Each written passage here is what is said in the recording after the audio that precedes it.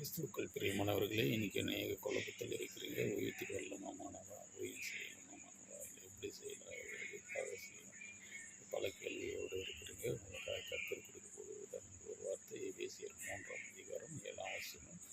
இது கர்த்தருடைய கிருபையினால் சுவிசேஷம் எனக்கு கிடைத்தது அப்படின்னு சொல்லி பவுல் எழுதுகிறார். பவுலுக்கு கர்த்தர் கொடுத்த நல்ல ஒரு தரிசனம். கர்த்தர் உயிர்த்துக்கு அழைத்தவர் அவரை ஒருபோதும் கைவிடவில்லை, ஒருபோதும் அவரை இயக்கப்பட்டு போவதும் இல்லை.